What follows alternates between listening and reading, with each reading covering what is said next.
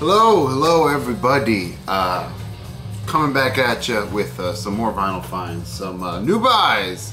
I have slowly been amassing some new buys, and I figured it was time to come on and share with you. Apparently I'm going out later on tonight, so I don't know what the hell's going on, but some Bandcamp finds. There will be links, but before I do that, I gotta give a quick thanks to Mr. Dave Rico, the Vinyl Vault, who stopped by and dug through some Peaches crates that I got of stuff that I pulled out of my collection that I just don't need anymore. It's just taking up space, and space is a premium. So he came by and picked up a whole bunch of goodies and dropped these off to me. I got the Touch, Morton Subotnick. Very, very cool. Kenny Burwell introducing Blue Note reissue. I don't know when, but I know it's a reissue. And another very nice Blue Note reissue, Bass on Top, with Paul Chambers. So, I mean, very, very cool. Thank you very much. And you know, Dave, you don't have to bring gifts when you stop by. Just so you know, you could just stop by for the hell of it. But on to the new buys. First one we got here was one I was very excited about. I pre-ordered it. Waited like a month and a half, but here it is. The new Black Bombayum. I don't know how you want to pronounce that. Very appropriately titled Far Out.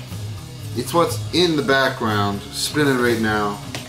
Came with a nice little insert and on some tasty blue vinyl. Black Bombayum's a band that I just can't get enough of. Portuguese band. Far out there, you hear it, fuzzed out space rock, the kind of stuff that I live for. Really enjoyed that one.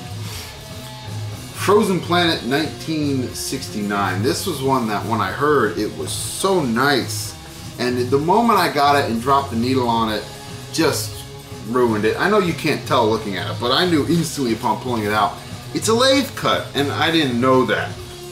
So I was expecting an actual 10-inch pressed vinyl, and I got a lathe cut record, which kind of put me down. But musically, this is awesome. There'll be a Bandcamp link down there for you. Again, some drifting space rock, awesome guitar work. Check it out. I mean, you can't buy the vinyl anymore. It's sold out anyways. But yeah, vinyl was a bit of a letdown on that one. Didn't know it was lathe cut. Big thanks, big shout out to Professor Cole, Chris Cole.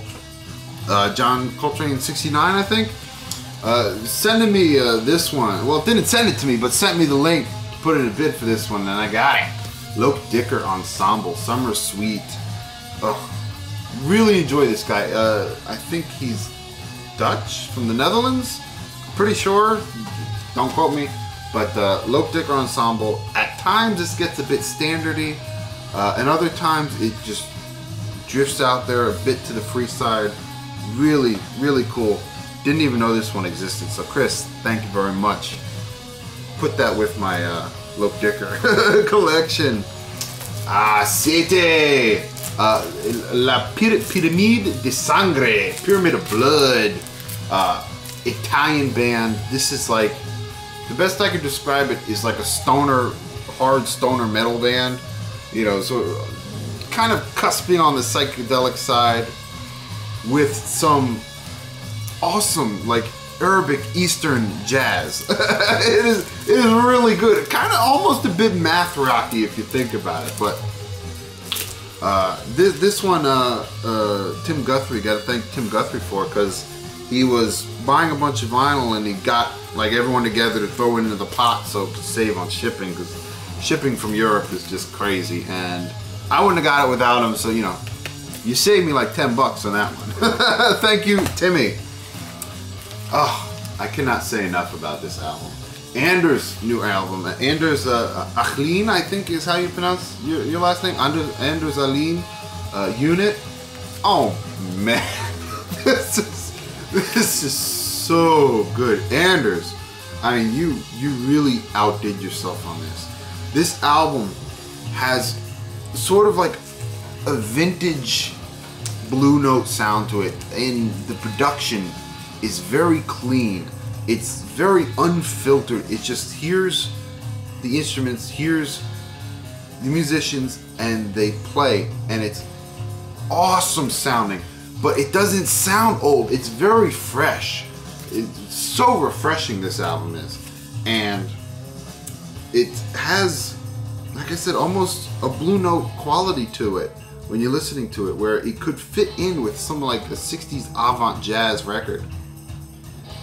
Because there's an exploration almost, or a sympathetic ear to the spacing within the notes, I think, where there's moments of silence. And it's not long, it's an instant moment of silence, where musicians nowadays seem to not want to do that. But it's refreshing to hear. I mean, you know, I don't know how to describe it. Avant jazz, not really on the free side, but super, super delicious. This is really good. I'll put a link down for you guys for the webpage to get this. This is an awesome album.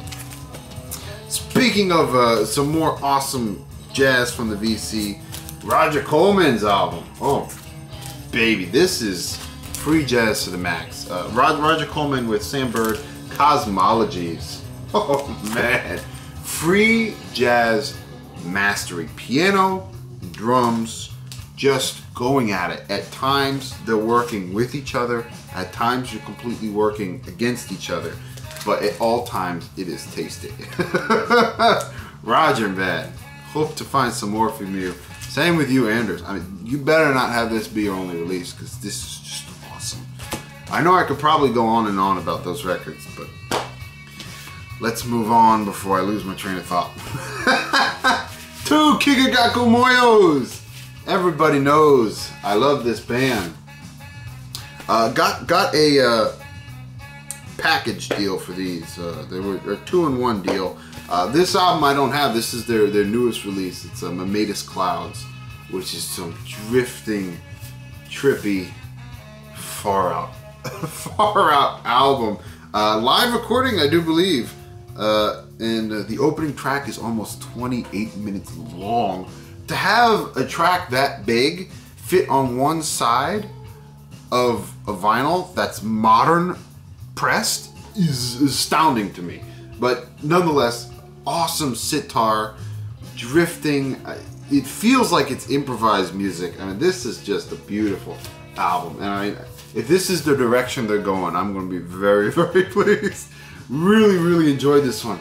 And another reissue of their, this is the reissue, I should say, of their first album, which I have an original press, but I figured, why the hell not? Comes in some very nice clear vinyl with just like just a touch of like a silver in there. Very, very cool. The other one is clear with like a gold touch, which makes sense since it's gold.